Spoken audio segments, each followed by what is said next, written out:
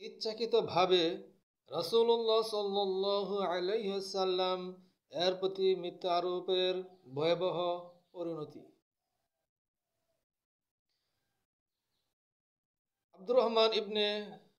আব্দুল্লাহ ইবনে মাসউদ রাদিয়াল্লাহু তাআলা আনহু এর পিতা সূত্রে বর্ণিত, তিনি বলেন, রাসূলুল্লাহ সাল্লাল্লাহু আলাইহি ওয়াসাল্লাম বলেছেন, যে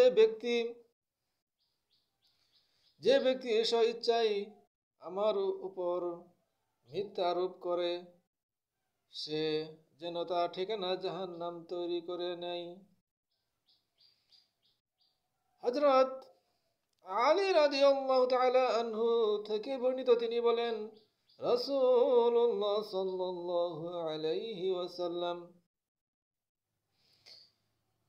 বলেছেন, তোমরা আমার উপর মিথ্যা আরোপ করো না, কেননা আমার উপর মিথ্যা আরোপই দুজকে প্রবেশ করাবে।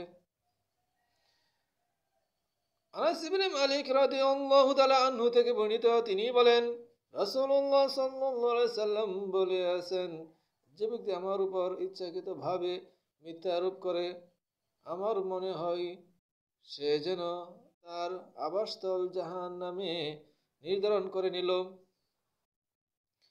হযরত জাবির রাদিয়াল্লাহু তাআলা আনহু থেকে বর্ণিত, তিনি বলেন, রাসূলুল্লাহ সাল্লাল্লাহু আলাইহি সাল্লাম বলেছেন, যে ব্যক্তি স্বেচ্ছায় আমার উপর মিথ্যা আরোপ করে, সে যেন তার আবাসস্থল দুজকে নির্ধারণ করে নিল।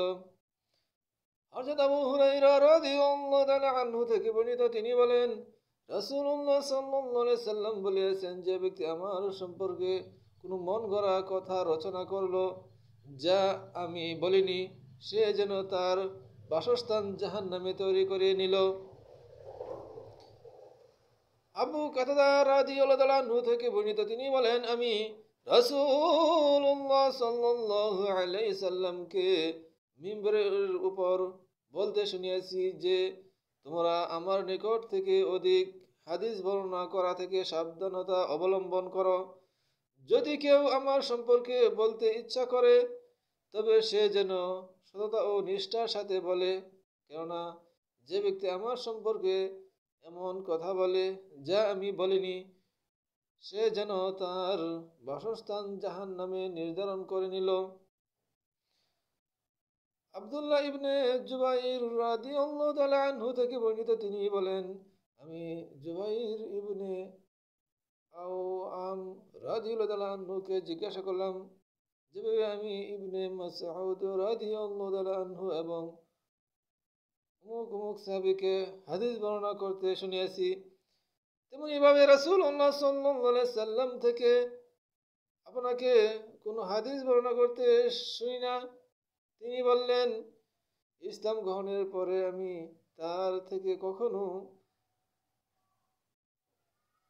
বিচ্ছেদ হইনি, কিন্তু আমি তাকে একটি কথা বলতে শুনিয়েছি, যে ব্যক্তি ইচ্ছাকৃতভাবে আমার উপর মিথ্যা আরোপ করবে, সে যেন জাহান্নাম তার জায়গা তৈরি করে নেয়।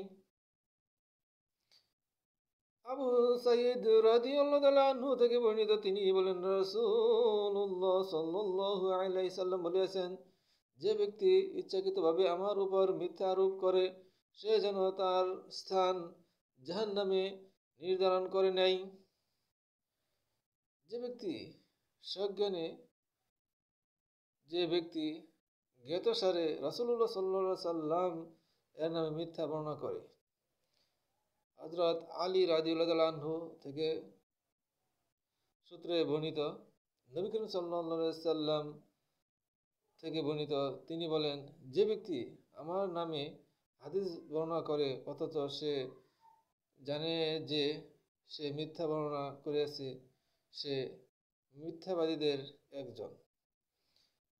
এরকম মিথ্যা হাদিস বর্ণনা থেকে আমাদের বিরত থাকতে হবে। যারা মিথ্যাবাদী, তাদের ঠিকানা হয়ে যাবে জাহান্নাম।